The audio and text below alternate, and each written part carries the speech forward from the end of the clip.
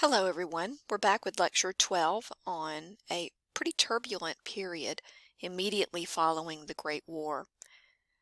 1919 and 1920 were characterized by a tremendous amount of domestic upheaval here in the United States.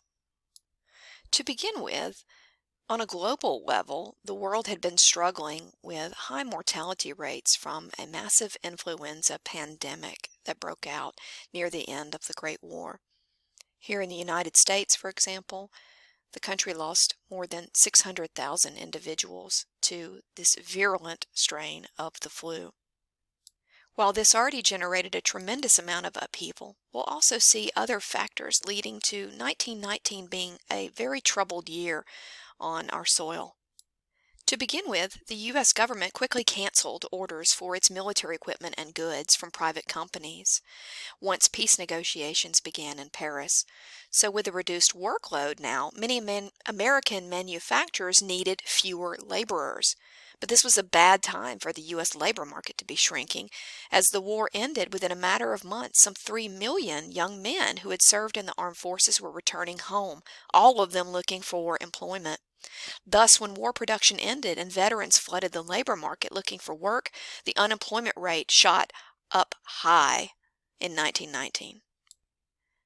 Making matters worse, for black veterans returning home from the war also seeking gainful employment, they were forcibly kept out of even applying for many industrial jobs. You can see major race riots and lynchings stretched across the United States during the so-called Red Summer of 1919. Adding to the difficulties for these men returning and who couldn't find a job was the fact that prices for many basic goods began to skyrocket after the war, as much as 75% over pre-war levels by 1919. Drastic inflation, coupled with high unemployment rates, therefore led to widespread discontent. For instance, in 1919 alone, there were some 3,600 labor strikes across the country, involving around 4 million dissatisfied American workers. This represents the largest number of strikes in our nation's history all at once, and many of these strikes will be brutally repressed by authorities. This is the era of the so-called Red Scare. During 1919 and 1920, as the country was convulsed by labor union activity, the American government will take dramatic steps to try and restore law and order. Authorities' greatest fear was that communist spies were now infiltrating the United States in order to start a rebellion. America's hatred of Germany during the war was now transferred to a hatred and suspicion of Soviet Russia after the war.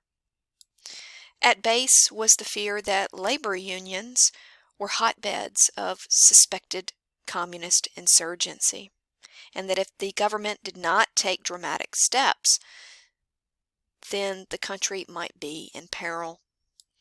Attorney General A. Mitchell Palmer will exploit the Red Scare and fears of communist infiltration to strengthen and use the powers of the FBI, created in 1908, to try and stop the spread of supposed communist insurgencies across the United States. The Palmer raids will be the result of his actions. In 33 cities across the country, thousands of Americans' private residences and businesses were broken into and searched with no warrant. In other words, these were completely illegal searches. People's lives and businesses were destroyed. Thousands of Americans were arrested and many kept in jail for weeks without any formal charges being brought against them.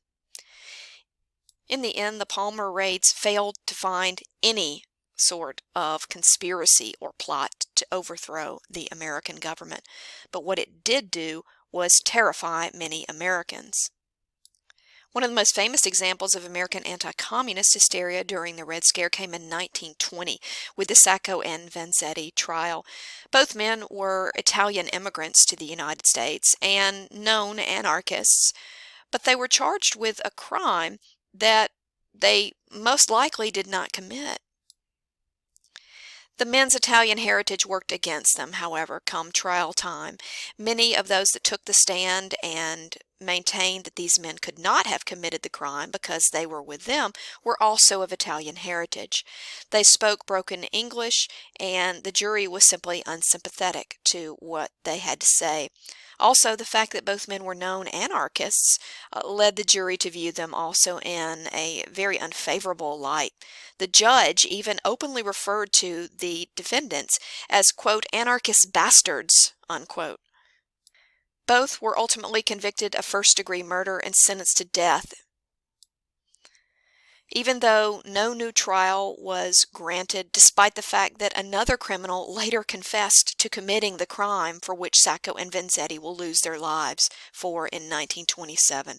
Eventually, the mass hysteria of the Red Scare burned itself out as it became clear over time that there were no communist revolutionary movements afoot in the United States. But the period remains a sobering reminder of the excesses of fear and government repression against immigrants and labor activists. Despite this brief period of unrest, the economic situation in the U.S. after the Great War began to steadily improve after 1920. Indeed, between 1922 and 1929, the GNP grew at an annual rate of 5.5%. Very impressive, especially compared with the economies of Europe, which had been ravaged by the Great War. We'll see that a large part of the economic growth in the 1920s was centered on the production of consumer goods. Certainly, large capital goods such as factory machinery and railroad parts were also powering the United States' economy during the time period. It was also telephones, washing machines, refrigerators, radios, waffle makers that American consumers were rushing out to buy in large numbers. All these electrical appliances were especially appealing to housewives, as many of these new gadgets promised to spare women much of the drudgery and toil of never-ending housework. But one innovation in particular had a dramatic effect on Americans' lives during the period. The automobile went a long ways towards creating what we think of as modern American society today. As the price of automobiles dropped due to mass production techniques, people began to change their living and working patterns. Having a private form of transportation allowed people, for example, to begin moving to different areas of the country. It enabled them to travel in their leisure time. More specifically, we'll see the process of suburbanization taking hold across the country to a small degree in the 1920s. Later on, we'll talk about suburbanization in the 1950s and 1960s as it really begins to gain steam. But we're already beginning to notice the trend of those families that can afford automobiles moving, in some cases, out of the urban, densely packed core of cities like Atlanta or Houston or San Francisco, moving to newly developed suburban communities where they might find affordable housing away from the noise and air pollution of cities.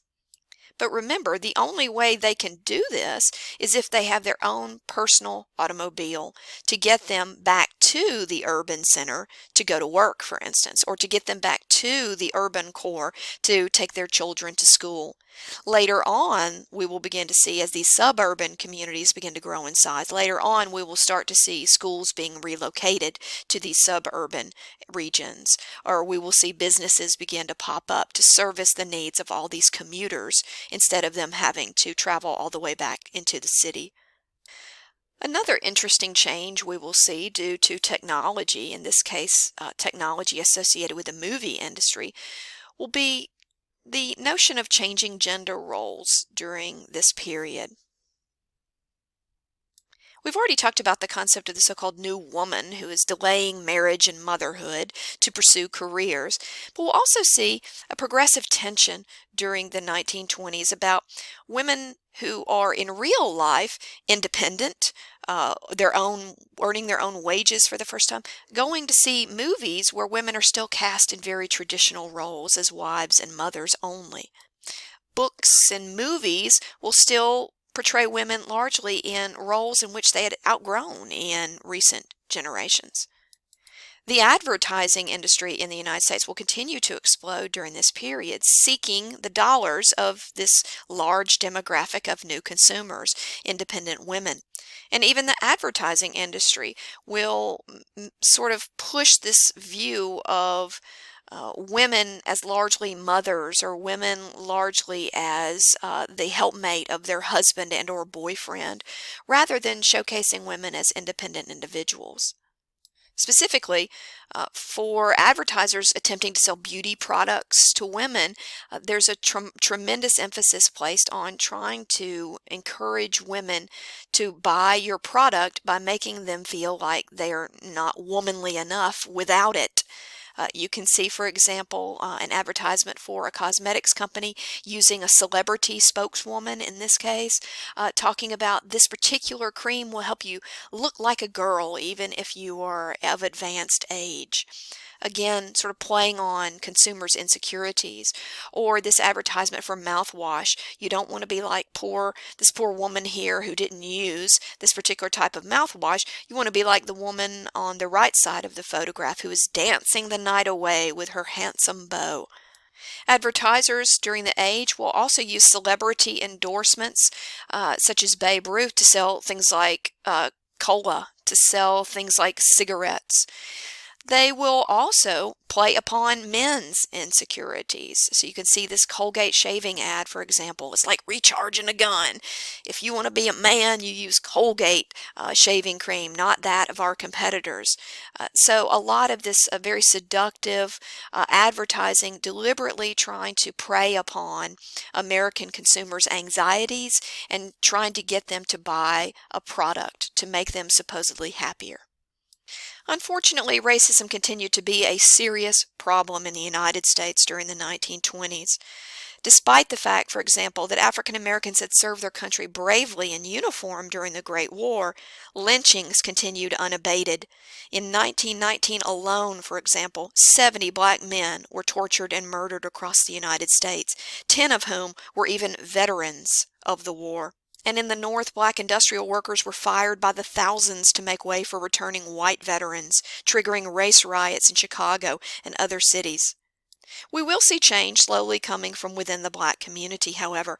The NAACP, founded in 1909, found its membership rolls increasing dramatically by the 1920s as prominent thinkers such as W.E.B. Du Bois helped catapult this institution onto the national stage. Du Bois earned his undergraduate degree from Fisk University in Nashville, studying the origins of racism. He will go on to be the first black PhD candidate at Harvard University, also studying the origins of racism. Du Bois's solution for bettering the black community largely centered around nurturing the most talented group of young men and women, what he called the talented tenth. Du Bois believed in offering the best higher education to this most promising crop of young would-be doctors or engineers or what have you within the black community. Then, once these individuals went out into the larger white community, they could serve as ambassadors for their race. See what can be done, in other words, if you give black youth the same opportunities for education, the same political opportunities, they can achieve just as much, if not more, than their white counterparts. There were others among the black community that took Du Bois's idea of self-reliance one step further. Marcus Garvey, a Jamaican activist, called on African Americans to give up their hopes for integration altogether. Instead, he argued that they should work towards establishing a separate black nation. Black nationalism and black power was his call. In 1914, the UNIA was formed, the Universal Negro Improvement Association. Garvey and his group held rallies and conventions in New York City and other large urban areas, and they advocated the so-called Back to Africa movement, that black Americans should give up any hope of integration here and should instead settle in Africa and celebrate their African cultural roots.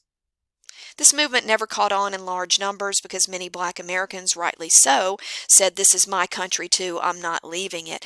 But Marcus Garvey's calls for Black empowerment will continue later in the 20th century, with groups such as the Black Panthers in the 1960s picking up this rallying call. We have more information in the second part of this lecture.